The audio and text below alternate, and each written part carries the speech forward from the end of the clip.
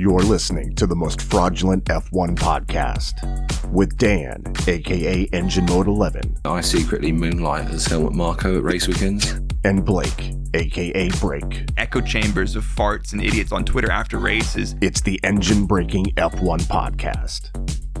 Hello and welcome to episode 1 of the Engine Breaking podcast. You're joined by myself, Dan, aka Engine Mode 11, and my beautiful social media husband, that is Blake.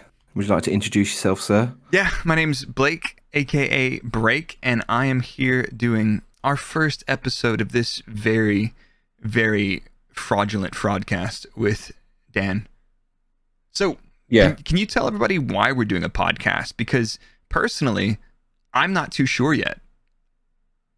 No, I'm not really sure either, to be honest, but for the sake of professionalism, we'll give it a go. But I've always wanted to give like podcasting a go. Obviously, you can't do that when you work in the paddock, right? Nope. There's NDAs and all that nonsense.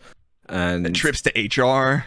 Yeah, you know, I'm very familiar with that. But I just wanted to create a podcast and I didn't feel it could work solo. And then I thought, well, why don't, I be the looks behind this operation and you can be the brains and we'll join forces and create the most fraudulent podcast in the F1 community. Have we tagged that, actually? Can we ink that? The most fraudulent podcast? Dude, honestly, I've always wanted to do a podcast, and my thing is the exact same thing. Is like, I love talking about Formula One, but for the life of me, I don't really like the sound of my voice that much, so I need somebody with the correct vibes and the correct attitude, and we can ping pong off of each other. And since we never actually ever talked while we were at Red Bull, and we've gotten internet married since then, we've been getting on like a house on fire, and I am so looking forward to this. And let's be honest, like, a lot of F1 has its head up its ass, and we're gonna be the opposite of that. We are going to be fraudulent, lots of shithousery, and everything else.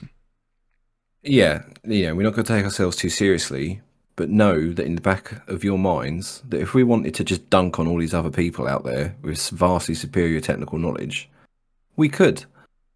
But we're not gonna. No, we're not. Wait, you didn't tell them what you used to do, because I used to be the barista. So. Yeah, how many years were you the barista at Red Bull Racing? 6 years I made coffees. Yeah, okay. I dealt with the post for 6 years at Red Bull Racing. Tell us about your background and your experience in the world of Formula One, because I don't want this to be a super serious podcast, but once you're inside of the machine, you start to learn so much about the world of it and how it works, and you see stuff on the internet and you're like, that's possibly bollocks. And then you see stuff on the internet and it's like, plausible. And, sometimes, depending on the topic, you can't really speak your mind on that, or you do get crucified. But anyway. Maybe that could be a future episode. Yeah. All the times that Dan went to HR. Maybe like a non-race weekend episode. Yeah, exactly. But yes, in all seriousness, I joined Red Bull at the start of the 2016 season as a senior systems engineer, and which is like a glorified way of sort of saying IT, but there was a lot of spinning plates involved with that, and it gives you like a unique sort of top-down view on the entire business. Yeah. So I dealt with stuff at the wind tunnel, the simulators, even silly things like the MK7 hospitality. So when the simulator was broken, that was you. That was that was all me. Okay, cool. Yeah. Every time I saw your name come up on the phone, I just put you straight through the voicemail. Cheers, lad. So you have a bit more of a longer journey around F1, don't you?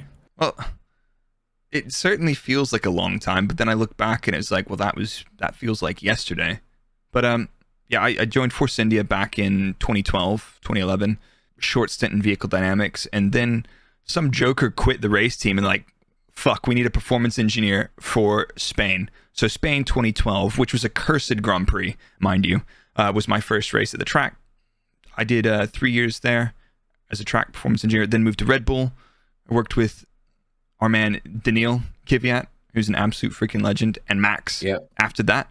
And then I moved back to the factory. I wanted to be a simulator rat and help develop the car. The trackside life was brutal. You did a couple stints on the road, not like for sustained periods, but you got a sniff of what it's like actually being in the paddock, and people, oh wow, that must be so cool. And it's like, are you kidding me? You see a hotel, you see the racetrack, and you ride in the stinky van, hotel, airport, racetrack. That's it. And I mean, it is cool and it's a great experience. And I'm sure you got a much better understanding of the track, but people think it's, champagne and BJ's, and it's like, nah, my life is tough right now. So it's Heineken 00 and hand jobs behind the Pirelli tire truck. To yourself, right? Yeah. They call that something else, but anyway. So yeah, I feel like we've got a super, super unique take on the world of Formula One, and but let's just make sure not to take ourselves too seriously, because we're gonna have a lot of fun. This is not supposed to be work. If I wanted to, not be having that much fun and be traveling the world 24/7 and never get to see my girlfriend or my cats, where are they? I'd still be at the track, but I'm here joking around on the internet. So yeah, what do you think? What do I think? What do I think about what? What are you thinking is the plan for this podcast? Because we've kind of said like, hey, I said I should do a podcast. You're like, fuck it, let's start one. I'm like, fuck it, let's start one. Yeah. How hard can it be? How hard can it be? No. So I think we've spoken about this, and the plan for this is we're going to do like a sort of post-race rundown. We'll do some sort of like guest interviews on non-race weeks. And like you say, we're just going to have fun with it, really. I'm sick and tired of taking it too seriously. Make F1 fun again. Yeah, exactly. What's that? Does that acronym spell anything funny? F1. Make F1 fun again. Muffa, not really. No, okay, fuck that. We're not using that one. But yeah, and like I think honestly, like we can probably do a little bit of a debunking some shithousery and some tinfoil hat theories, and also spin our own webs of absolute nonsense, but not take it too seriously.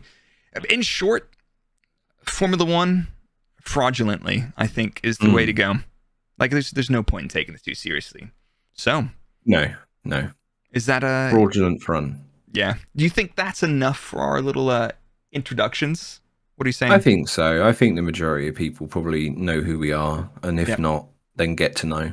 Welcome, and if you're new, we'd love to have you. And we're doing something a little bit different. We're actually recording this pod live over on my Twitch at Brrrake with 3 R's.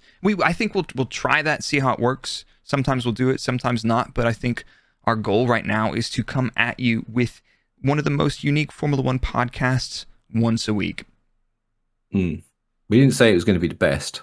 No, it's going to be definitely unique. I mean, yeah. That's it. All right, well, so I'll see you guys next week. Yeah, thanks everyone for joining. See you later. Bye. I'm just kidding. So, I think it's. Why don't we start with the Dutch Grand Prix? Why don't we start there? Yeah, the place where they are now entirely sold out of orange smoke grenades. Yeah, the security bought all of them up. Yeah, that's wild. What was going on? What was going on with that? I don't know. For people that don't know, there's a video that's come out. So it was during qualifying where we had that second smoke grenade that rolled towards the pit lane. A video's come out, and it was a security guard in the stand just hoofing it straight across the fence and onto the track. And I don't know if it was just like a really poorly thought out idea of trying to get it out the grandstand. But yeah, your options are: shall I leave this in the grandstand, or shall I throw it onto a live racetrack where cars are coming around at about 170 miles an hour? Yeah, racetrack. Should I throw it on the track so that nobody else can throw it on the track? Maybe he used to be a ex NFL player and he's got an arm on him and he's got precision on it. So what was that? To be fair, it was a heck of a throw. Yeah. Like I was mad yet impressed at the same time. I'm not even mad. Oh, no. I mean, so yeah, that whole event was an atmosphere and a half. And like, if you don't like the Orange Army, fine, so be it. Like, but like, where do you see like vibes like that. I don't think we see it anywhere else. That was insanely unique. Like the start of the race when there was the flag across the grandstands, I was like, oh my god. And there's some shitty techno music or something as well, but I think that's a legal requirement when you're out there, isn't it? yeah, exactly. But I mean, yeah.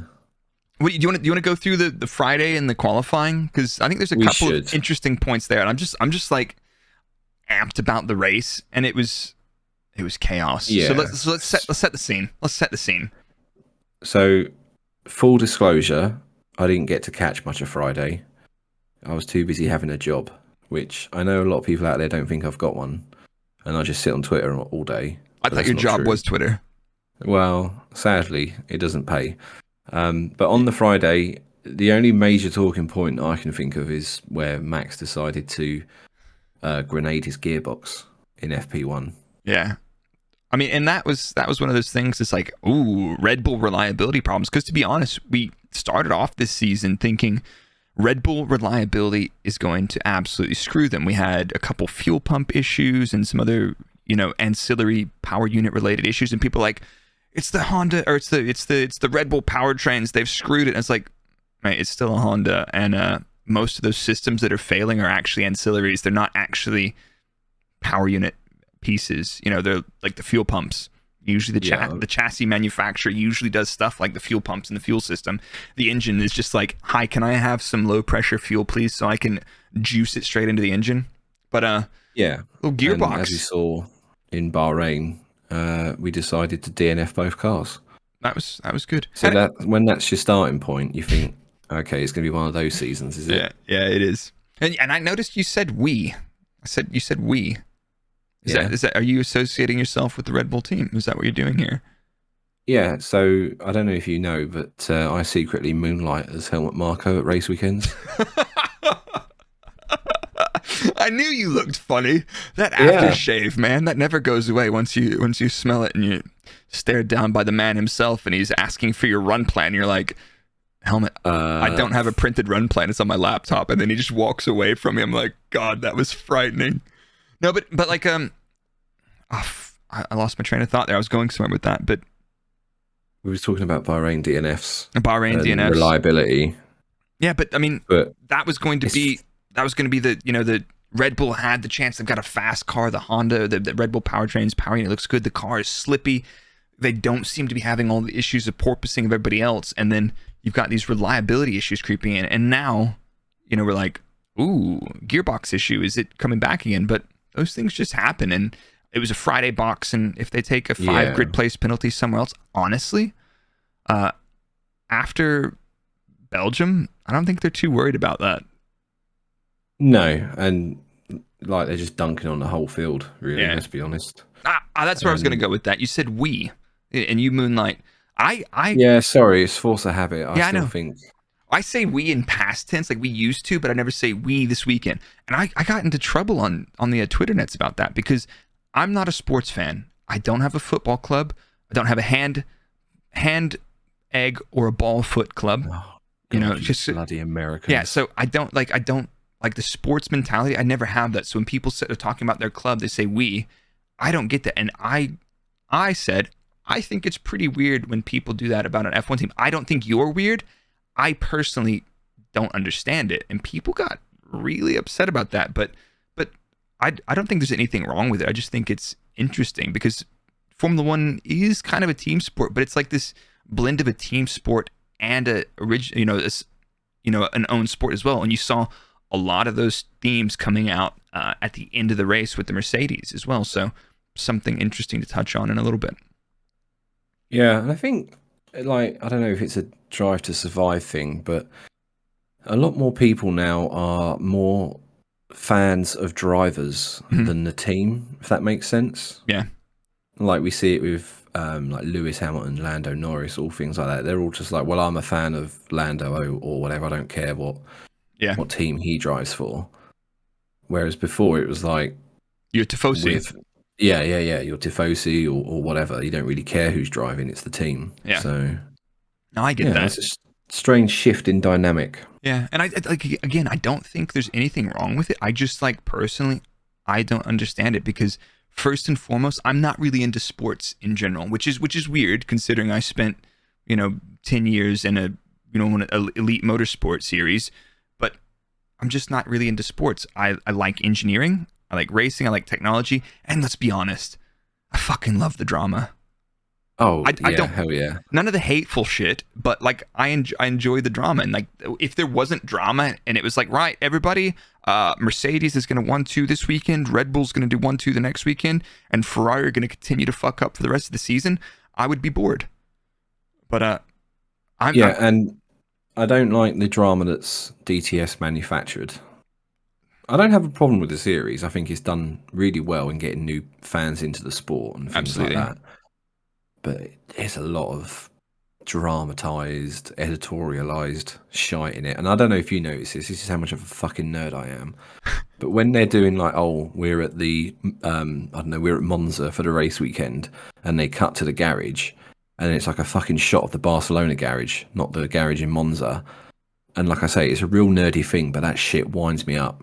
Dude, I've got a story on that, which honestly is heartbreaking. So my claim to fame was being in the first season of Drive to Survive trailer when somebody goes, so it's like 10 seconds in the train, somebody goes, 30 seconds. Yeah, that was me. And I was like, oh, cool, I'm in the trailer. So I'll be in the first episode because 2017 was my last season on Max's cars as performance engineer. And then 2018, Hugh Bird took over for me, who is now Checo's race engineer. But Hugh, I think, was having a kid, so I filled in for Melbourne, which is fantastic, right? So I got to go to Melbourne, one of my favorite places in the world to go visit for the race. And then I go to watch the Drive to Survive of that season, and all the garage shots have Hugh in them. I'm like, what? I was there. Hugh wasn't there. That was Bahrain or whatever it was the next week, and they're showing garage shots. And I was like, you guys robbed me. You guys absolutely robbed me. So I need them to pay me at some point for the mental damage that I inflicted upon myself because of stupid expectations. But realistically, last season didn't need any manufactured drama. It was all there. Like making up these weird narratives about teammates hating each other. It's like, nobody does that. No, and you're right. Last season was easily one of the best seasons we've had, probably, I think, since Nico Rosberg and Hamilton went toe to toe. Yeah, exactly. That was a bunch of shithousery, and I was loving it. Oh, hell yeah. Yeah. It was a beautiful thing. And it was all going so well until a little race called Abu Dhabi. Yeah. And then that was it. Yeah. Now everything's ruined. Fixed. It's F1 X'd. War crimes and things like that. Yeah. I don't want to touch that with a barge pole, mate. No, fuck that. I'm not interested. We've done that. I'm off. Anyway, thanks for coming to the podcast where this is going to get canceled already because we even dared mention the controversy of that event. But yeah, so back to the Netherlands. We've got Red Bull looking a little bit sketchy on Friday. And honestly, their pace it's like, what's happening? My favorite thing was some classic shithousery on Twitter, obviously. It's like, I forgot who it was. Doesn't matter who it was. They're like, it's funny seeing Red Bull running a legal floor. And they were often like, Max was down in like 6th or 7th or 5th or something. And they were fairly far off the pace. And you're thinking, hell, did these new regulations actually do anything? Or what's Sunday? Like at the end of the day, Saturday, 1 lap pace, that's important. And then Sunday, where you finish, that's important. Friday run plans, like high fuel runs and like, the pace in their DEG is a bit like this. It's like, come on, that's completely bullshit information. And the teams are even struggling to pick the bones out of that stuff. There's so many filters and everything else they're applying. So it's like I guess the moral of that story is don't set your hopes up based on Friday, because Friday is a lie. There is no Friday. I don't mean jack. No. How many points? All it is a long day. How many points do you get for Friday? 0, I believe. Yeah, is that the same as IndyCar super license points as well? 0. Ooh. Now, right. So you've now managed to get us cancelled by all the British bias by mentioning Abu Dhabi. Mind you, that was me, to be fair. Yep. And now we're going to get cancelled in America because you dare make a comment about IndyCar. Well, I'm just saying that these stuck up European people, whoever they may be, are not allowing IndyCar. They're giving him the same amount of super license points as like F3.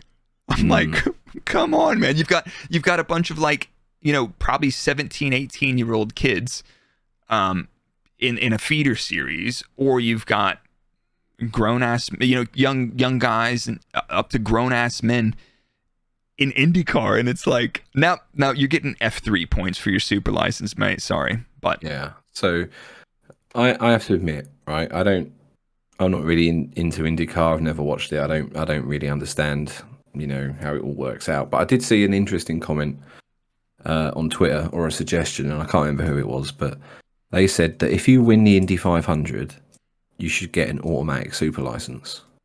What do you think about that? that's nuts. The same should be true of the Le Mans 24 hour. But the points you get on your super license for Le Mans are much greater, aren't they? But I believe they are. The Indy 500's, like, I don't want to say this in the wrong way, but the Indy 500 is just another race.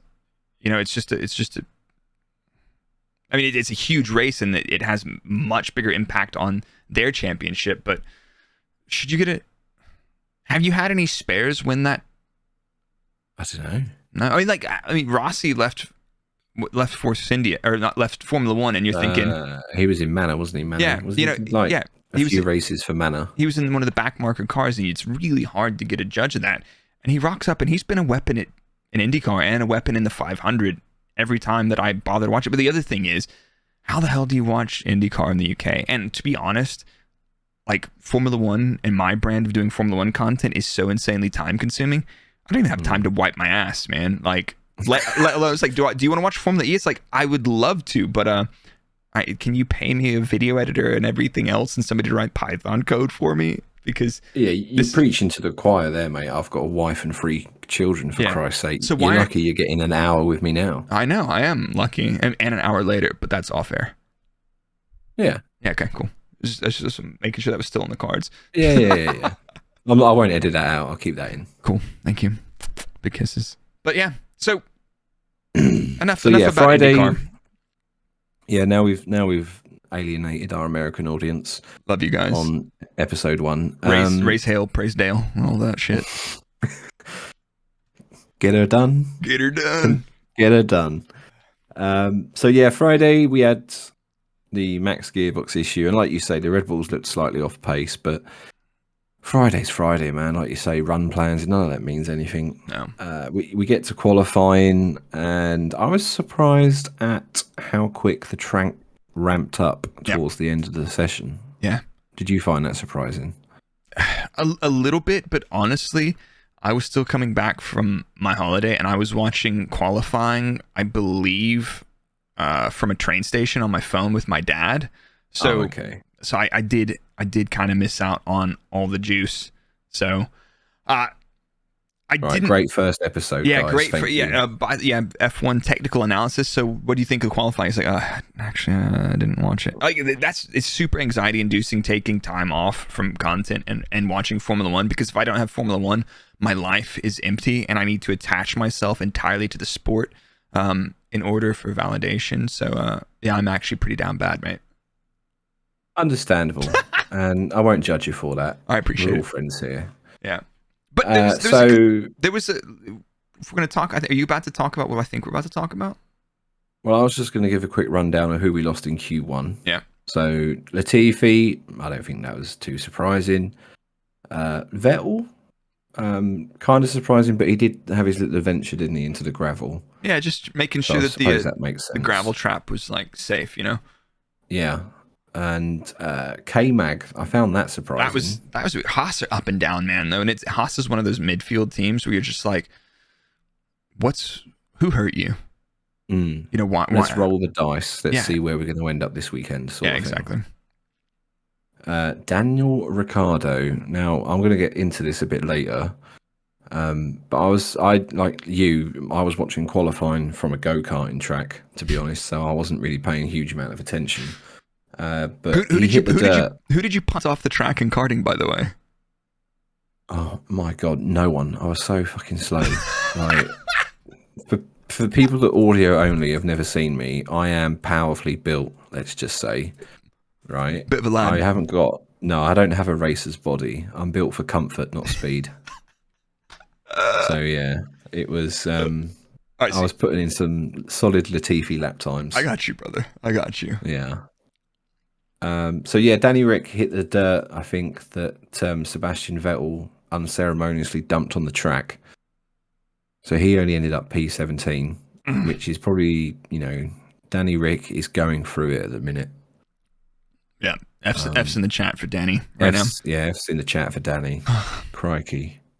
I feel bad for the dude, honestly, because it's just been like, he comes off like this dude who's a joker and not serious, but in the car, the dude locks it in, man. He switches something off, and like people just see this like goofy laughing guy who's always smiling. Even the caricatures of him, it's like he can't stop smiling. Yeah, he can't, but like he's a super passionate dude, and seeing him struggling right now is super tough, honestly, because it's like, imagine you woke up one day and you were shit at your job. Like, I know what that feels like because I wake up like that every day. Yeah, I was going to say, I mean, we know that feeling well. Yeah, but like your feedback mechanism is telling you, hey, you're not very good at your job. And you're like, but I was last year.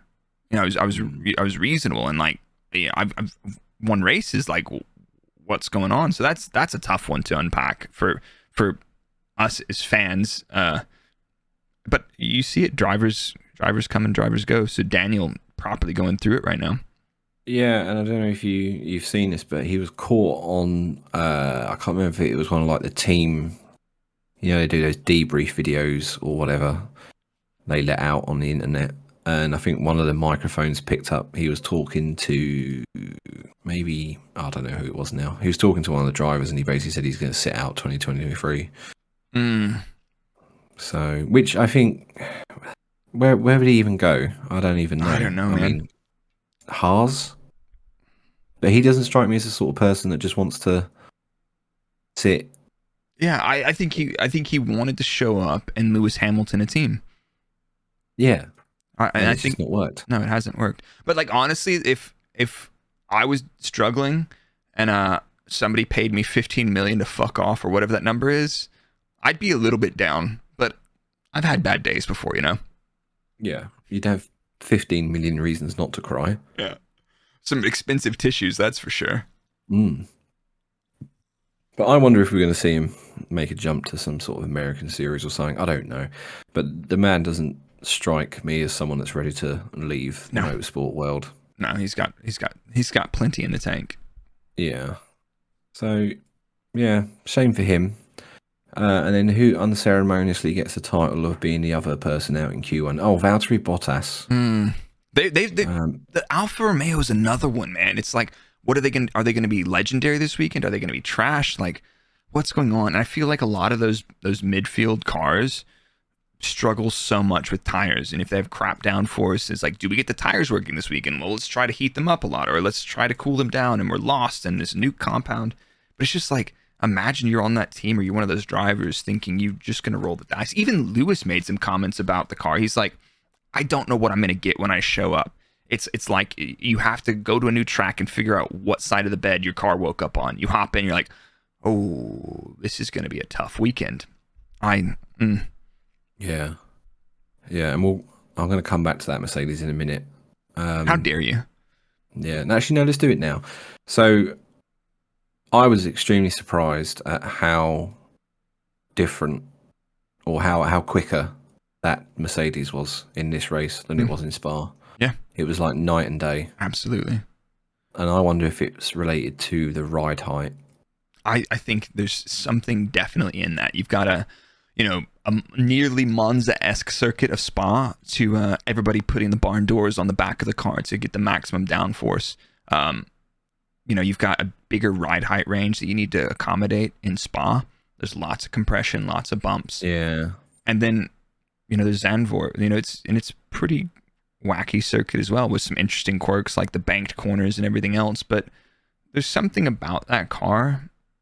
I was surprised how close they were, because I think that was the closest they've been on a dry qualifying session to the front, with the exception of Hungary. Hungary was the outlier when George stonked it up there. But, with the exception of that looked like, to me, looking at the pace from everybody else, that looked like Ferrari and Red Bull dropped the ball, whereas Zandvoort looked like legit Mercedes pulling one out. So, and then extrapolating further, I'm sure we'll talk about it plenty, is Sunday.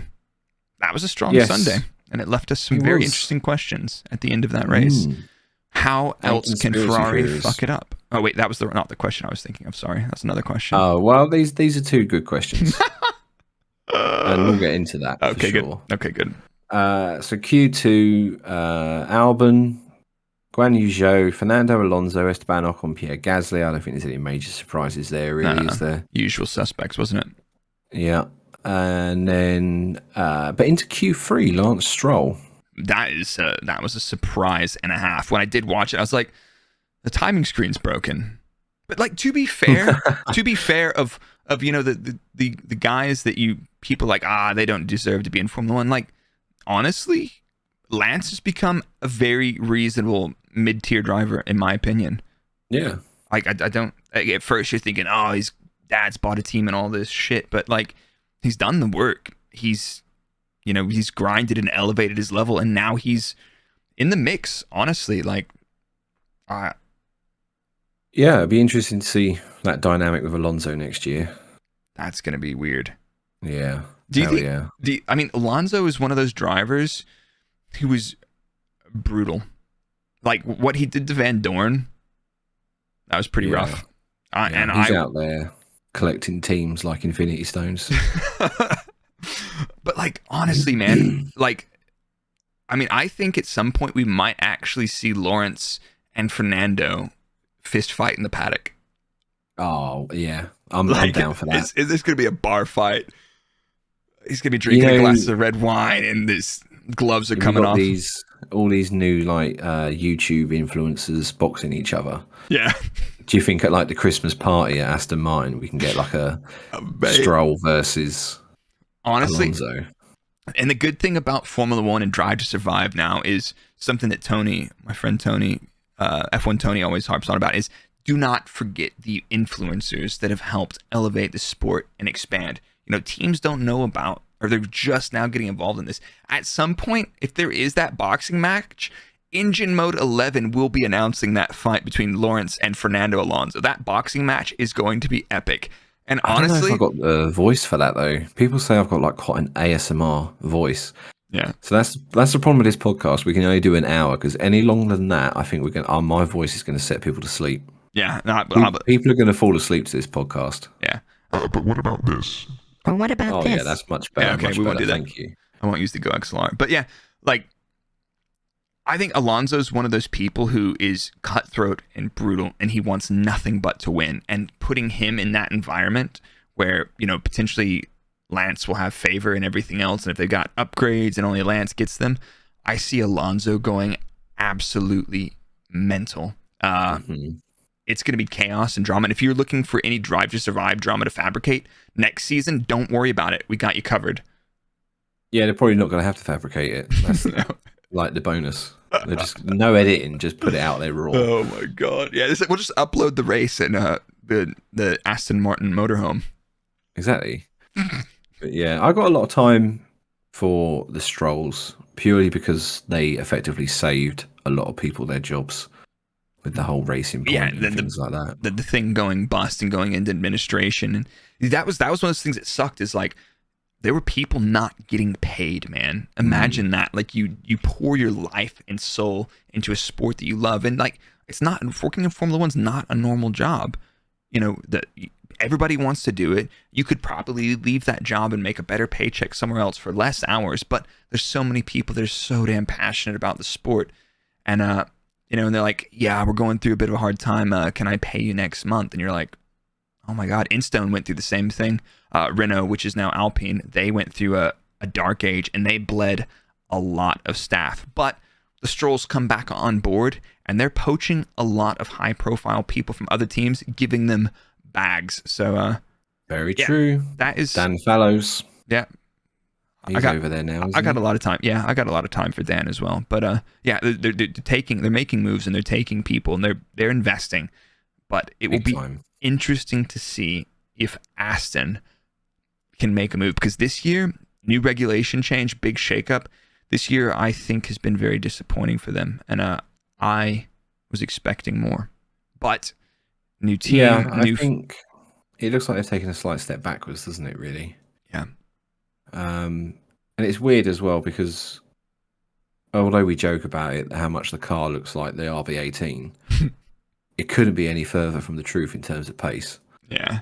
I think I heard it phrased this way. I think it might have been from Matt or Brian from Red Flags. It was basically like you copied the homework, but you didn't understand the assignment kind of thing. And I feel like, Oh yeah. I think that's completely plausible. It's like you see some philosophies and you hypothesize, and you probably know what they're doing, but all the other bits and pieces that support the aerodynamics or the suspension, everything else, you've missed the subtle thing which makes that car come alive. And they've been on this freaking struggle bus. Like, I think, how many races in a row is this where you hear Seb like, "Oh, we're out in Q1?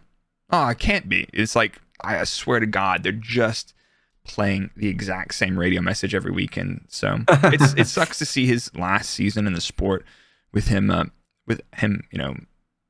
being a world champion and then in a team, new regs, and on the struggle bus, honestly. Going out with a whimper rather than a bang. Exactly. Yeah. They're still so fun. Anyway, that's what we think about Aston Martin, which slots perfectly well into our discussion about Q3. Yeah. So yeah, Lance Stroll to Q3, but didn't go out for a run. I think there was an issue with the car, or maybe they just thought we'll just save the tyre.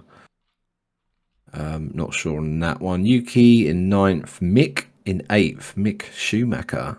That one slipped under the radar for me, man. Honestly, that slipped under the radar for me. I was like, wait, what's going on here? I didn't hear too much of the social media giving him on the big horn this weekend, though.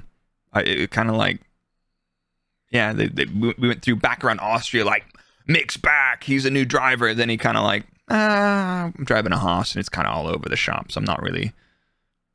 But I think the first half of the season, I would have said, well, in fact, no, I would have said, I have said that he had the looks of Michael, but the talent of Ralph. Yeah. Whereas now, for the second half of the season, he does seem to be improving. Yeah. So, but supposedly dropped from the Ferrari Driver Academy. So I don't know if that means he's getting the boot out of F1. Yeah. What?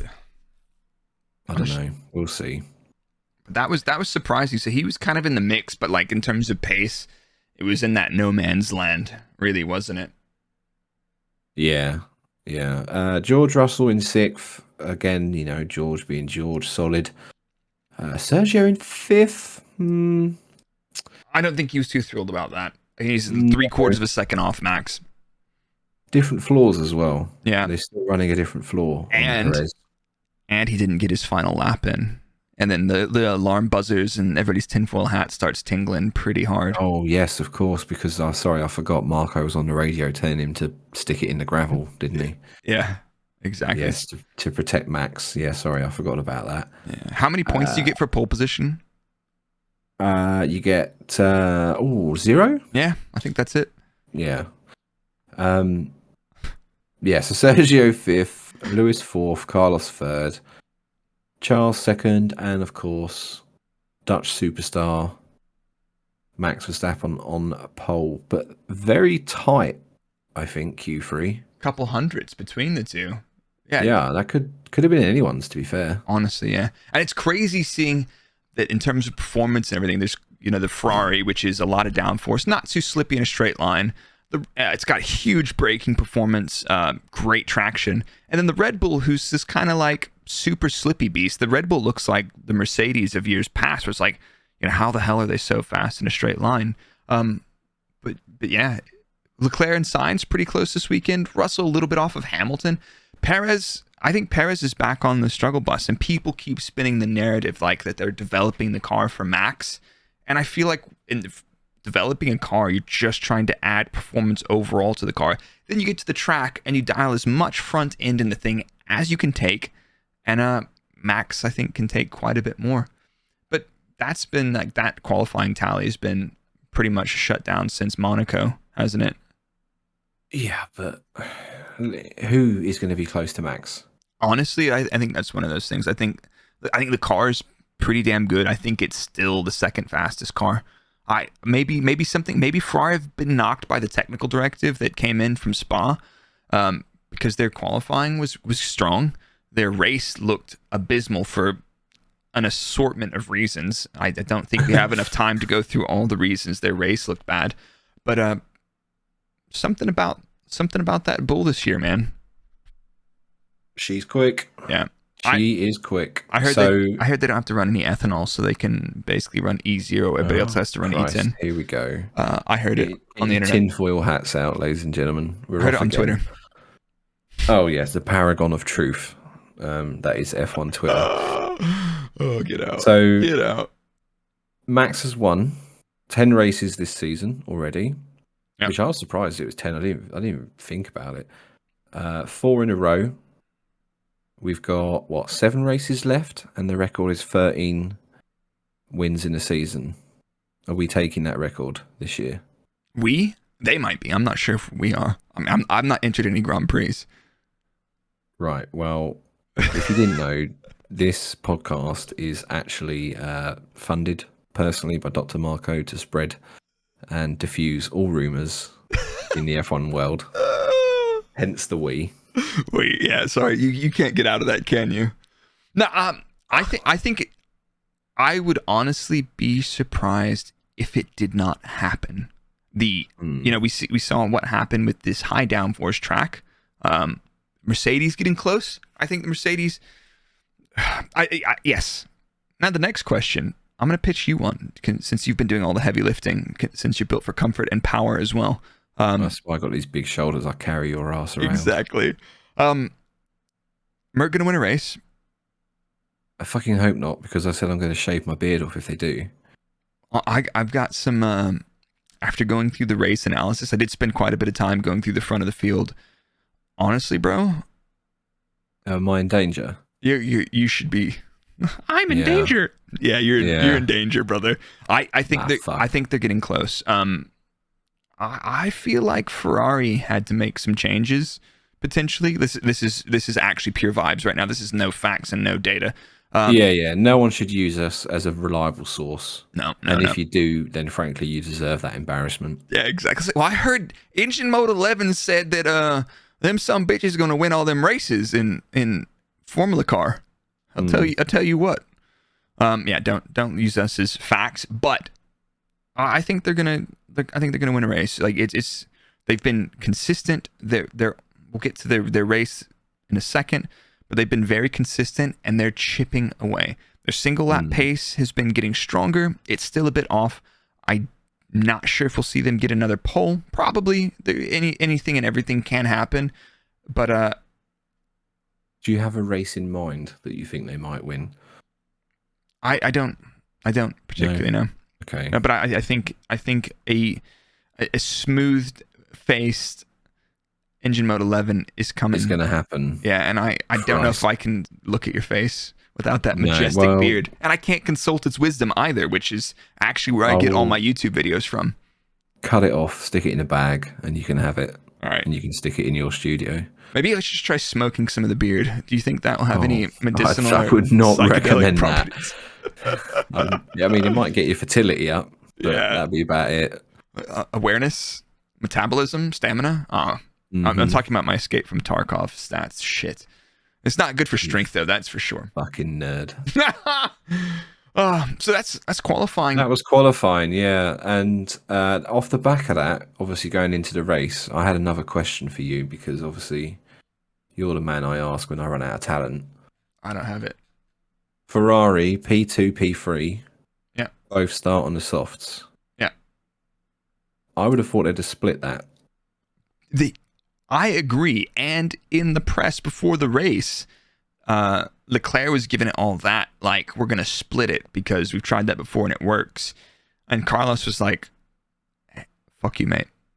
I'm not starting on that. I don't know if that's what happened, but like they were talking in the press about splitting strategies. And they didn't do it. And I was surprised to see them both on those reds. Yeah. Do you think that was like their first way of losing the race? How much time you got? Well, yeah, that's true. This might actually be an hour and a half podcast episode, to be honest. Dude, genuinely, I don't think they were there. Like, this race for me looks like Austria looked. You remember when Austria, like, Red Bull are going to dominate, and the Ferraris were insanely quick, and they imploded. Max went longer on the stints. He was faster than them.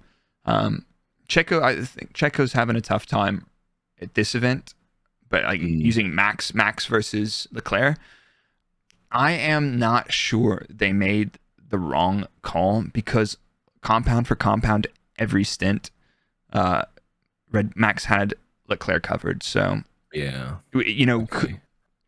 looking at if let's move on. Let's say Leclerc tried the one-stop medium hard. I mean, Ferrari, in terms of race pace, looking through it, Mercedes in terms of race pace are not too far off of the Red Bulls when you compare like for like tires, similar to tire age, looking at fuel corrected times and the tire deltas. I think the Mercedes was about a quarter of a second lap, maybe a bit more, maybe a bit less throughout. There's places they match, and there were places where for a harder compound they were faster, but you look at the final stint and you look at the first stint when Max has the hammer down in the places that in the places you for sure have the hammer down and you're not managing, it was night and day. That it was a couple tenths in terms of pace. The Ferrari didn't have an answer though, man. Ferrari did not have an answer. Well, you say that, but they did have an answer, and apparently it was to call Carlos in at the very last second for what is now becoming a weekly occurrence, which is the Ferrari disaster pit stop. Yeah. And just for good measure, they decided to leave a pit gun halfway out in the pit lane that Checo then dutifully ran over. Yeah. While taking again, this is more sort of salt into the wound. Yeah. In that pit stop, Checo did a 2.04, which is the fastest of the season. Whoa, I didn't notice that. 204, man. That's good. And like I say, just to rub the salt in the wound, he thought, fuck you, I'm running over your pit gun on the way out. Well, people don't realize that Zandvoort is actually an insanely tight pit lane. All the garages are smashed together. I think some of the teams, they can't even bring very many guests at all into the garage because there's just not room for anybody. So, I didn't really pick that up until somebody was talking about it. Like, yeah, it's super tight. Then you see them leaving their pit boxes and you're like, holy crap, that's close, man. So that is pretty interesting. But yeah, a little bit of insult to injury. He said, fuck your wheel gun, smash it out of the way. But really, he had nowhere. Like, I mean, he was probably full lock leaving the box. Yeah, I mean, where the hell is she going to go? No. So yeah, Ferrari pretty much fucked that straight away for Carlos. Bless him. I think he came back out in like 11th or something. Dude, took him out of contention. I mean, yeah, he was basically P3, 10 seconds, 8 seconds behind Leclerc, and then after that stop, he comes out. Yeah, he's doubled his gap to Leclerc, and it's like he's out, and he looked like a wounded pup after that. Like his pace was bad. Like, fifth best pace in the race. His final stint, somehow he managed to get ahead of Checo and held him up, but that was pretty bad. One thing from this race, moving on from Ferrari, I'm sure we'll talk about them again. Yeah, they give us plenty to talk about, don't they? But absolutely. Daniel Ricciardo, obviously, we know he had a bad qualifying, right? Yep. So he started P17. Yep. We're going to play a game now, which you probably may know the answers to this because you probably already got it up on your screen. We're going to play a game, okay? How many pit stops did Daniel Ricciardo do in that race? 5 or 4? 4, that's correct. Yeah. So, how many, right, at the start, he was on the softs. How many laps do you think they did on the softs before they thought, fuck it? I have the answer in front of me, and it was the tied second shortest stint with Gazman. It was so it was a new set of softs as well. The luxuries of getting knocked out in Q1 is you have some extra premium Pirelli P0 rubber, and he was not able to put it to good use. To be fair, a lot of people in the shit fight at the back, Vettel did 9 laps, Zhou 12, Ricciardo 11. Not too many people back there in the gaggle were doing too much with that new tire. No. So then, just for good measure, they stuck him on the medium. Yep. Which makes sense, Yeah. right? How many laps did he do on the medium tyre, Blake? 16. Okay, so he did less laps on that fucking medium than some people did on their softs, right? Yep. Yeah, okay, cool, just checking. Yeah. And when they decided to put him on the hard, Yeah. which looked like a good tyre in the end, did. Granted. We'll talk about that. How many laps did they do on the hard tyre there, Blake? Have you got that information to hand? They do. They did 20 laps. But to be fair, that was a VSC. Yeah. So it's like we love putting tires on, and this is a discount another tire set. Let's bang that one in there. Let's get the whole bingo. Yeah. So we'll give them some leniency for pitting under the VSC, right? So the VSC they stick the soft on, right? Yeah. What happens next, Blake? What do they do under the safety car? 8 laps later, they fit another new soft because in Q1 you've got basically the holy trinity. 3 softs. 3 new softs. Okay. Cool. Just checking. So, with all that information, can you fucking tell me what on earth this strategy was all about? It looks to me like not having a good time, mate. Let's try another one. Not having a good time, mate. Let's try another one. And, because they said soft shit. Medium. Oh, yeah, Max is saying the medium's not feeling too great. Oh, the Alpines are doing a great job. Great job on those hards. Let's put those on. And he tried that and then obviously all right, we got that hard working. Let's go back to the soft because we got a free discount pit stop. It's like the bargain aisle. It's like, pit stops are cheaper. And then they, you know what? They say, you know what? We've had a discounted pit stop. There's a Bottas has caused a safety car. Let's get a free pit stop. I mean, everybody loves a free pit stop. But to be fair, it just looks like they were having a shit time. But yeah. So with that and starting P17, do you know what he was rewarded with after all of that? Where did he finish? 15, 16? No, P17. Oh, he finished same. Okay, fine. Yep. So after all that, he finished where he started. It's tough, man. I said we weren't going to kick him while he was down, man, because he's going through it. I don't necessarily think this is his fault. No. I think his team were just playing musical chairs with strategy. And, as someone's here, I'm going to steal this comment because I can see it in the chat. Someone here said they were testing all the compounds out for Lando. That's a good conspiracy theory. Yeah. I like it. I'm going to send it. Frame it. But no, seriously, he was on that medium on his second stint, and he got mugged by Magnussen, who was on. To be fair, Magnussen, I don't know what happened with him, but also we did say that we're talking about science, but I think he did also have some floor damage, so that does happen. Yeah, that does tend. But speaking of wild conspiracy, let's go. I'm gonna get a tinfoil hat made for this show, actually. Yeah. Yeah, maybe we should get that merchandise, tinfoil hats. Yeah. Lap 44. What happens? Our favourite little Japanese man, Yuki Tsunoda, comes on the radio after his pit stop. He says something feels a bit wrong. Drives a bit slow and pulls over to the side. Then all of a sudden, he starts driving back around to the pits again. And, they pit him and they're all out in the... by his car, trying to sort something out in the cockpit. His booster seat slipped out, so they're just making sure to stuff that back under his ass so he can, tighten the belts back down. Yeah, and then change him back onto softs just for the bants while he's there. Yeah, send him back out. Well, they knew McLaren's strategy. If you've got a forced or discounted pit stop, throw some new bags on it, and you do tend to do that when you come into the pit lane. It's like, well, we've done an outlap on him. All right, fuck it. Throw some new ones on there. Yeah, perhaps this is a new technical directive we're not aware of, where when you go into the pit lane, you have to have a mandatory tyre swap. Yeah.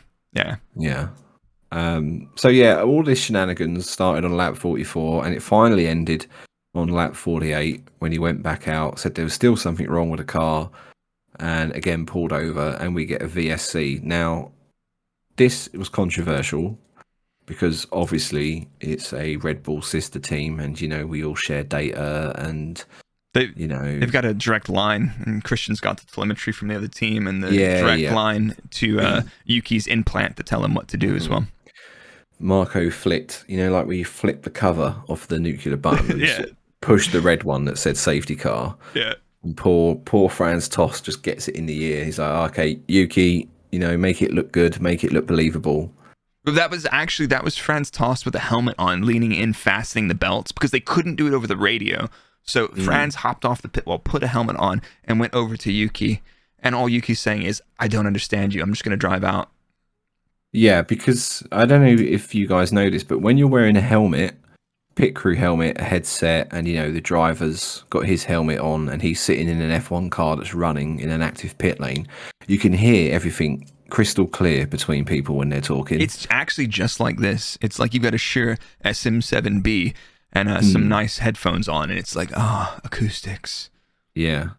We're being sarcastic. You can't see our faces on the podcast, but anyway. Yeah, I mean, when a car starts in a garage, okay, I can't even hear people when I'm outside the garage at the back. Exactly. Huh? Okay, cool. Just checking. So yeah, that was a load of nonsense. I think they just fucked up, really. I think they said it was a diff issue in the end. Well, I've got a short take on it. I won't geek out too hard, but so I went back and watched Yuki's onboard from the TV, and you've got the engineer radio, and I'm pretty sure the onboards are synced at that point. When they broadcast messages over the broadcast, the world feed, those are not synced necessarily, but the onboards from, I think it's F1 TV, are synced. So I think I also believed and understand that. Yeah, so Yuki left the pit lane the first time, and he said, I've got a loose wheel, right? Yeah. So they say, pull over somewhere safe. The engineers are looking at it, and you can actually diagnose if you have a wheel fit by looking at the pushrod loads, which tells you the vertical force on the car. And you should see, going down the pit lane, you should see 4 very equal loads.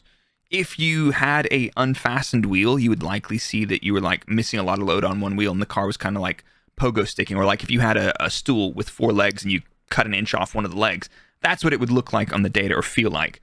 And Yuki goes around the corner and says, wheel's not fastened.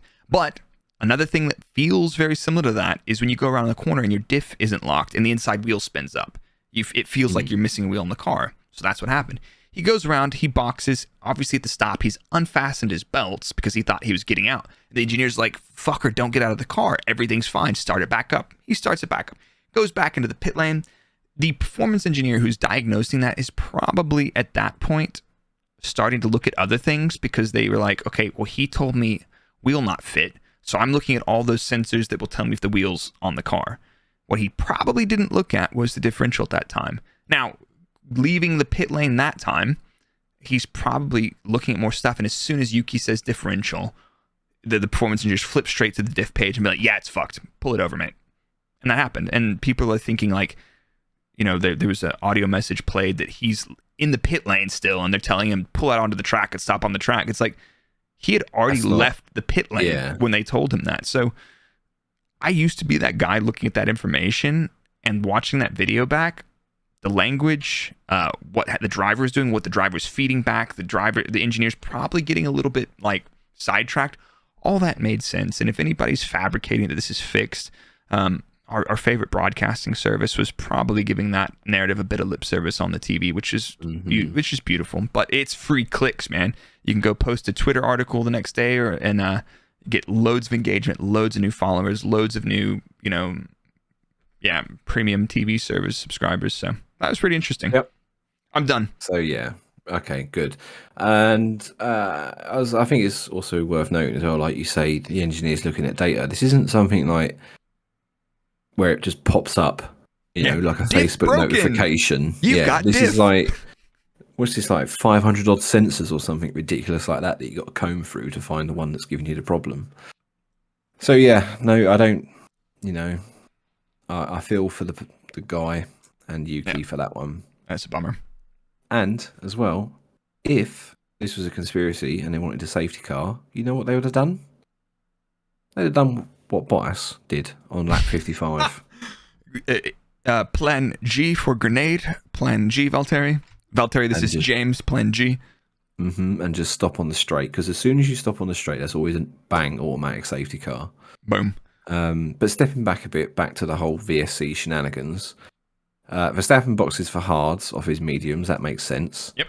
Mercedes do a super sexy double stack for mediums. It was good too. Yeah. I think it was like, 2.6 and a 3 point something. Either way, it was... I mean, it's pretty juicy for a double. Yeah, exactly. A Ferrari can't do that with a single stop. No. Sainz was like 13 seconds, for Christ's sake, and that was a single stop. Oh my God. But yeah, with Max on the hards and Mercedes behind him on the mediums, it looks a bit dicey then in terms of the victory for Max. I think they were taking like half a second out of Max each lap on those mediums. Yeah.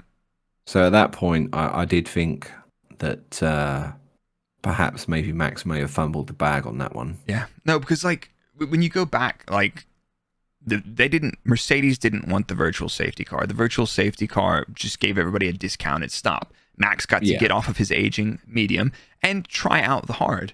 The Mercedes smacked on those mediums, and they found a pretty good compound delta on those mediums. They're going about 3/4 of a second faster lap. Max's medium stint was not excellent, though. Looking at that tire was kind of shite for him.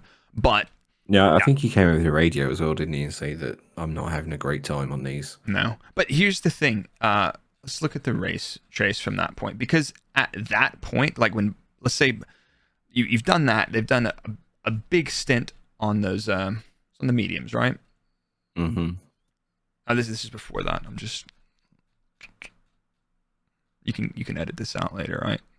Please. No, I might just keep it in for some awkward silence, to be honest. No, but like, okay, at that point they stop, and Max has after the VSC period, right? They've come out, they're on their new bags.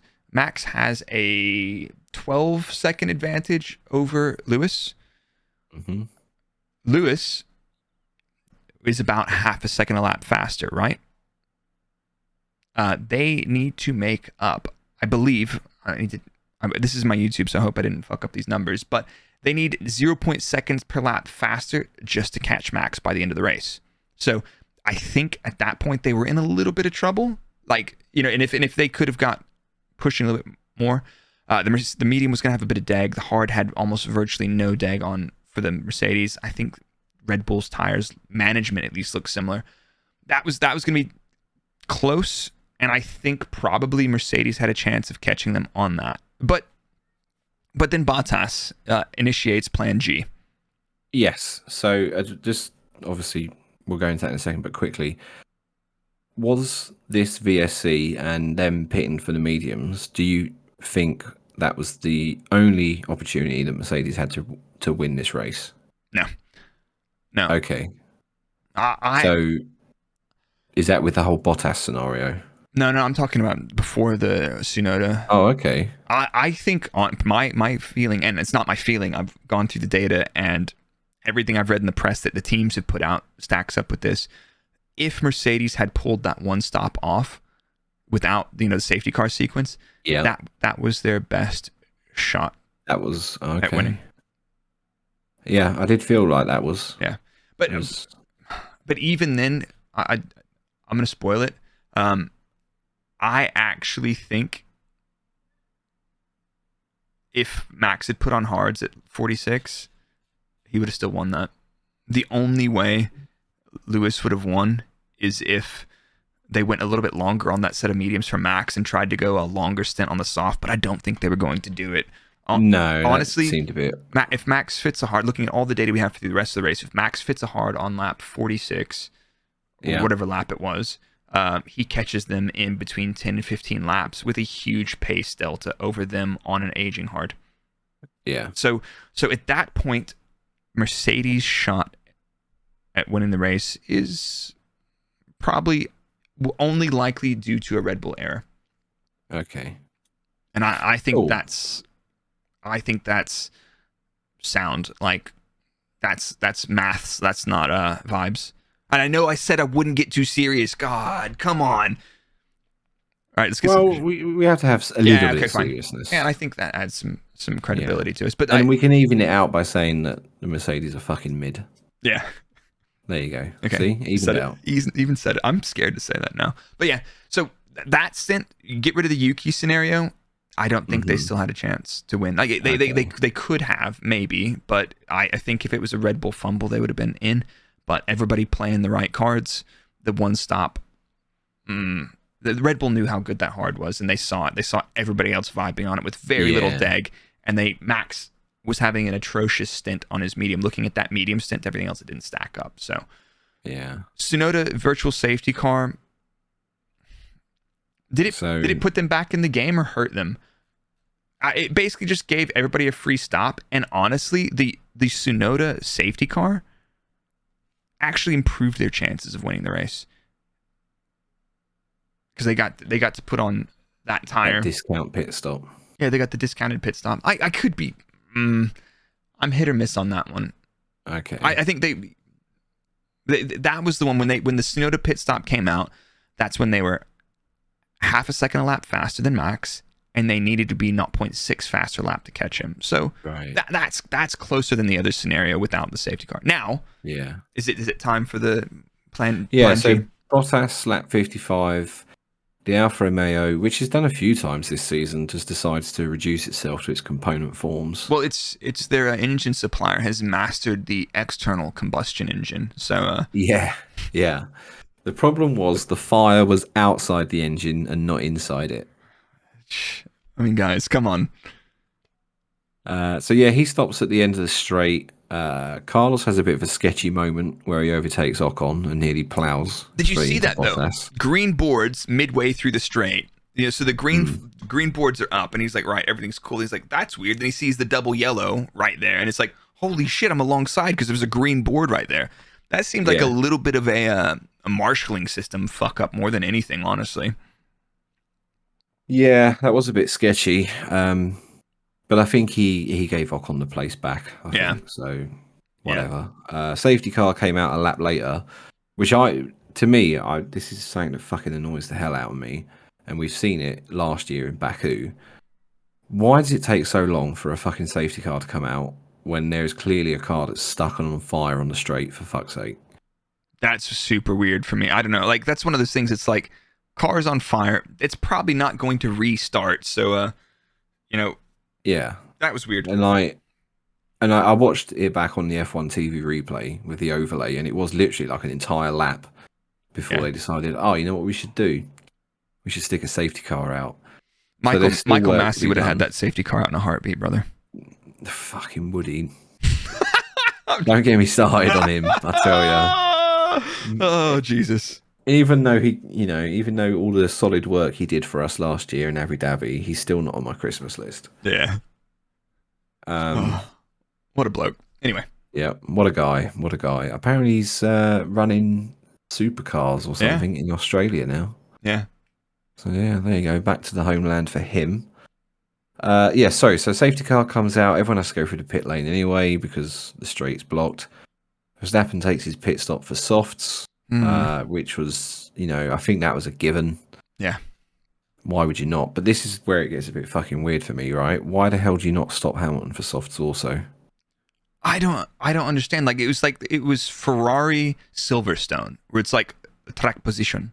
It's like, well, like Lewis, as soon as he realized everybody else was stopping, which you've got a safety car. Why would you, who's not stopping under that? And it's so easy to sit here and armchair this, but I'm surprised by it, and I know for a fact that they agree that was the wrong call, and it's not trying to shit on them, because to be fair, Mercedes are very good on the pit wall. Yeah, but I think they've missed out a few opportunities for things like this, where they've tried to play it too safe and prioritize track position far higher than what they probably should. Yeah. So what happens after that? Lewis obviously does the drive-through. He keeps on those delicious medium tires, the yellow mustard sidewall. But what's King George Russell King George goes a little bit rogue here, and he says, "I want to stop for softs." Governor, blimey, I'd like to stop for softs, Yeah, please. poor blimey, Governor, I need some new softs.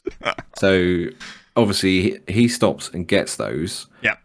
But there's a lot of red flags in this for me. Right. So why did Mercedes let him stop when they could have just said, no, Hamilton's out. We need you to play second fiddle to get a 1-2. Maybe. I don't think they would have. I think as soon as Max stopped for them softs, I think that was a given. Max is, he's going to take it. Yeah, 100%. But they let him stop, and they let Verstappen jump right up to the back of Hamilton. Yeah. So this was all sorts of weird for me. It's like either leave Hamilton out, you have to leave George out as well to play, the British Minister of Defence. Yeah. Or box them both. I don't know. It was just the whole thing just seemed really fucking weird to me. You said it completely right. I think they unfortunately banked on track position without actually considering that. They knew Max had the soft. Were they not ready for it? Because you've always got the safety car windows. It's like if the safety car happens on lap, you've predefined that. It's not like there's a discussion like, hi Toto, would you like to stop now? I think there's a virtual safety car. We're gonna have to put tires on. Yes, rally the troops and gather the tires. No, it's not gonna happen. They're like, right, we're in the safety car window. So if there's a safety car right now, what are we doing? What's our default? Is it opposite the car ahead? Is it definitely this tire? Is it definitely that tire? It's done. You don't call those decisions on the fly. Ferrari do, not very well, but everybody else has a system and it's pre-decided, and you're updating those goalposts as you move through the race. So the narrative of leaving them both out on the medium and playing British Minister of Defence, that wasn't going to work. You saw what happened to Lewis on the mediums. Russell was in the same pace as Hamilton before. There's nothing to tell me that Russell's going to be able to hold Max up. Now, Lewis did have an engine mode issue on the race restart, which he probably lost some deployment, and he was probably a little bit slower, but realistically, it was inevitable. You look at that, it was absolutely inevitable. So regardless of what happened, really, it was won as soon as Max decided to come in for the softs. I mean, Lewis even got mugged by Sainz, who was substantially slower than either George or Max. So it was not on. And they knew they dropped the ball, but it was like Lewis. All the frustration came vented out from Lewis at that point when he knew he was fucked. But I feel like it's one of those things. I can't say I blame him for being. No, I would have been pissed off too, because it was the wrong call, and he has every right to be. And I'm sure they're going to debrief it and package that up, and they'll be better for it. But it's just one of those teams do make mistakes, and that was one of them. Doing double medium for those guys, they would have finished third and fourth. Double soft, they would have finished second and third. Max was a rocket ship on that final soft, and George didn't stand a chance. That's from the data that I see. This is not my. I'll sprinkle a little bit of vibe on there. I just did the sprinkle, but yeah. But I got some PTSD when the message came up that all lapped cars can now overtake. Oh my god, that was good, wasn't it? Yeah. Yikes. Yeah. So that was the race. That was it, really. Yeah, that's pretty much it. Lewis, unfortunately, was then left out to dry. Sainz decided to nearly take out an Alpine, I think, during that safety car pit window, and got a 5-second penalty. Yeah, I love that. Just to add to his woes of the day. Struggle bus. Yeah, and then so the podium ended up being Max, George, and Charles. Apparently, I think this was a stat I saw. This is only the second time in 10 races Charles has been on the podium. Mein God. That is fucking wild. Oh my God, bro. Oh my God. That is nuts. But here's the thing. I've got one last gripe. I'm going to complain about the race, then probably move on for it. to Monza preview. Go for it. Vent to me. You know how TV direction has been a question mark? We haven't really talked about it lately. So in Zandvoort, they had this spectacular fireworks display going along the main straight as the winning driver crosses the line. The fireworks are going to the sky. As soon as the fireworks start going off, the TV director cuts to the back of Max's steering wheel. And I'm just like, that. I'm like, please, I'm gonna put my face through my laptop screen. Like, let me enjoy this. You know, whoever's gonna cross that line, that fireworks display, spectacular. They put all that money into it just basically for it to only be visible to 500 people in a grandstand. Yeah, exactly. All Great right. job. So that was pretty much the Dutch race, GP wasn't it, wrap-up. really? I don't think there's anything massive to talk about. In where are we in terms of the final result? I think the only real talking point or mention is to Lance Stroll. He finished P10, so he gets a point, which is a bit of a rarity for Aston Martin, bless him. Yeah, it's a point. Alonso had a pretty good race, finishing 6th. Schumacher had a fucking nightmare of a race, finishing in 13th, but he had like a botched pit stop quite early on. I think there was an issue with the front jack not dropping. So from then on, it was a bit of a free fall. Sebastian Vettel, that's another thing as well, with his blue flag incident. Basically becoming a rolling roadblock for Hamilton. Was it Hamilton and Checo? Yeah, I can't remember who it was. It was now, Hamilton Checo. That was pretty ironic coming from him. Mr. Blue Flags himself, but that's probably more on his pit wall than anything. But I did think that. Does happen. And yeah, like we say, Daniel Ricciardo started 17th, played merry-go-round in the pits and finished 17th, so well done to him. Valtteri Bottas and Yuki, the 2 retirements, and Max with the fastest lap, which will surprise absolutely nobody. No. Where are we off to next? We're going to Monza, the super speedway in Italy. What are you thinking? Like, let's keep this one tight for the lovers. What are you thinking on? What are you thinking on Monza? What's your take? Okay, so I've heard that apparently Sainz may be taking a penalty for a new PU. Ooh. Maybe. Again, that's a rumour, so who knows with that one at the minute. I honestly cannot see it being anything. I mean, maybe not a 1-2, but it's got to be a Red Bull on the top step with the straight line speed they've shown. Yeah. It's ungodly. Adrian Newey is working overtime with that CFD cluster in his head. Yeah. Yeah, smoke coming out of his ears and everything. Yeah, exactly. I think Mercedes are going to do a sort of roll backwards like they did at Spa. Just looked completely off the pace. I think the straight is not going to be kind to them. No. And I'm sure Ferrari will fuck it up somehow because they've got a special tribute livery or something. So you remember when Merck did that in Hockenheim? They were like, we're never doing this ever again. Yeah. But to be fair, like if this is another Ferrari disaster, it's just going to get buried in the pile of, bad notes from this year anyway. So yeah, have you seen the special uniforms that Ferrari have got? Yeah, the yellow ones. Yellow, yeah, it looks very Renault-esque, isn't it? A throwback to Renault. Yeah, but good news. Gone. Good news in terms of Ferrari's luck for Monza. It's already started, and there are photos floating around on Twitter that one of the team trucks had a fire as it was travelling from fucking Zandvoort to Monza. Yeah, there's a photo of these firefighters. It only looks like it's like superficial damage to the underbelly locker, so it doesn't look like too dramatic. But still, you just think, fucking, what has this team done? Yeah, in a previous life.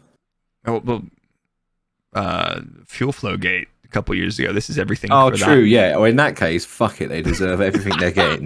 I forgot all about that. Right. We cheated, still didn't win, and settled out of court. Boom. Bang. Yeah, exactly. That's grim. Yeah. So, yeah, I think this is going to be a pretty simple Red Bull victory. Easy dubs? Yeah, and now I've said that, it won't be, but that's what I'm feeling. What about you? Well, I'm thinking since it's Monza, we're going to see the Ferrari toe. You know, them sucking each other off towing each other off down the straight. Sorry, just get excited about that. So pulling each other down the straight and see who can fuck that up. But didn't they manage it the other year? I think we're gonna see a couple teams doing that, and we're gonna see some huge fumbles, qualifying clusterfucks of traffic. Yeah, and Oh God, yeah. and like you said with I don't think this is going to suit the Mercs based on what we saw in Spa. The Red Bull's just too slippy. The Ferrari can trim it out a little bit as well.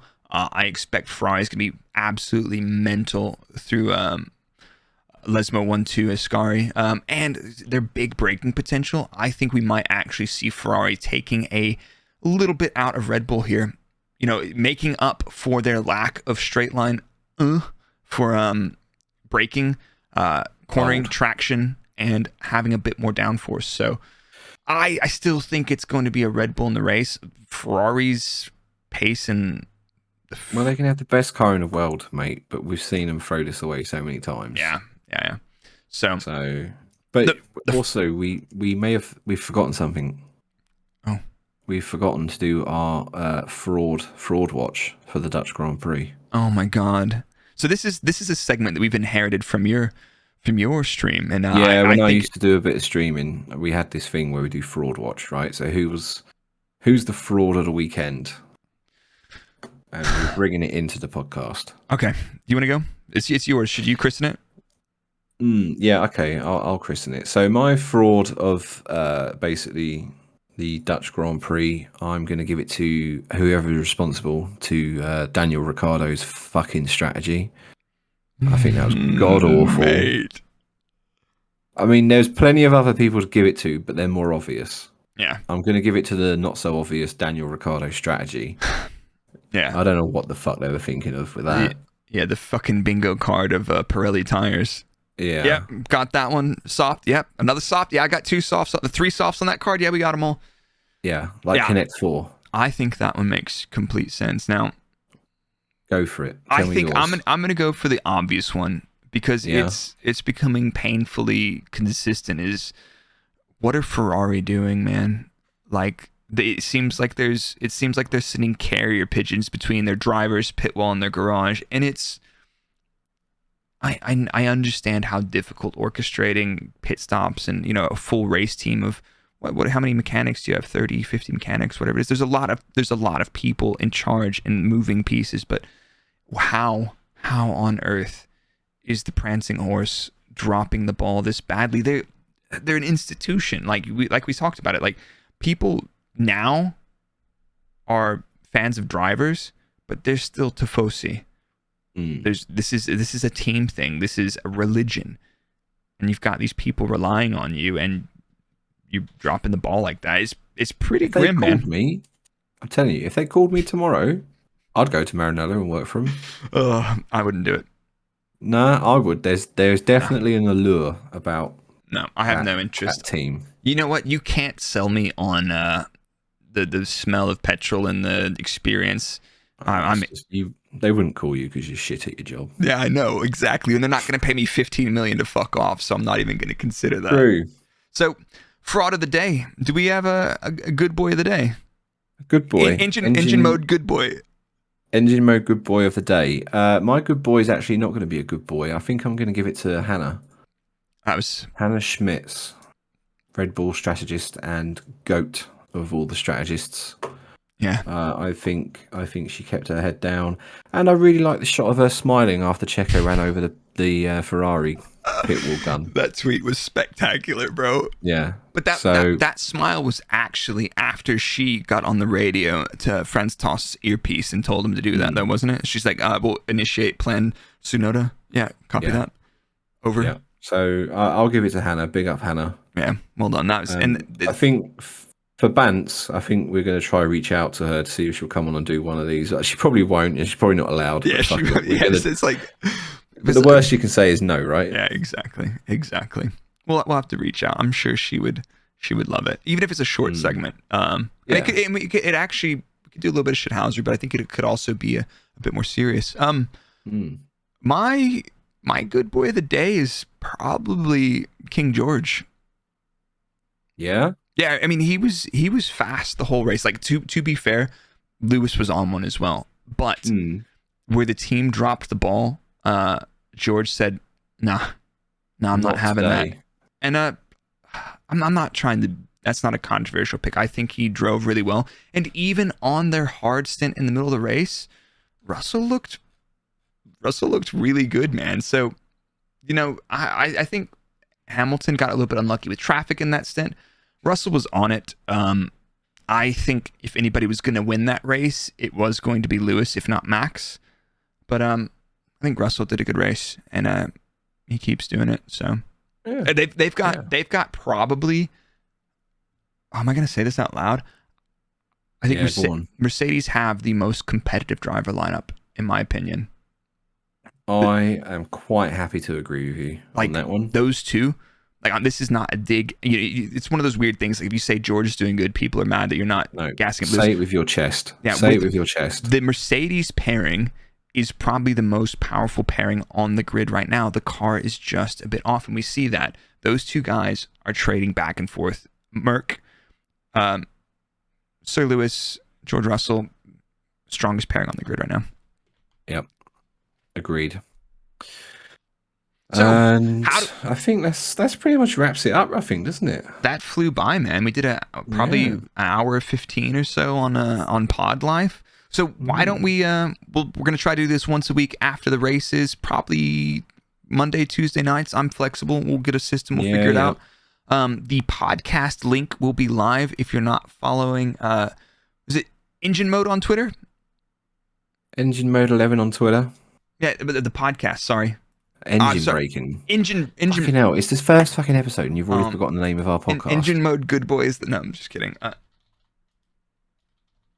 Engine Breaking on Twitter. All right, let's do this over for the podcast. So if you want to find us on Twitter and you want to see, if you're in the stream right now, if you want to see when this podcast go live and share it with all of your friends and tell them you had how much fun you had talking with two ex-Formula 1 engineers about Formula 1, not being too serious, but also cutting a little bit of the bullshit out, you can find us at Engine Breaking on Twitter. The links will be out soon. My name's Blake. You can find me on Twitch at Brrrake with 3 R's, Brrrake. So Twitch, Twitter, and Instagram are all Brrrake. And then on TikTok and YouTube, you can find me at BrrrakeF1. Dan? Yeah, and you can find me at Engine Mode 11 on Twitter and YouTube. Do be sure to follow us on Twitter, Instagram, and TikTok. We will have content rolling out to those platforms soon. I really hope you guys enjoyed your time tonight. I had a blast hanging out with my internet husband, Dan. Thank you. And it's been a pleasure getting to know you since we left Red Bull because we just never talked about Red Bull, but here we are. And it's manifest. It's been a long time in the making. First episode in the books. I hope you guys had a blast. And if you're on the stream, stick around. We'll be hanging around for another probably 15 minutes before we wrap. See you guys next time. Peace. Peace.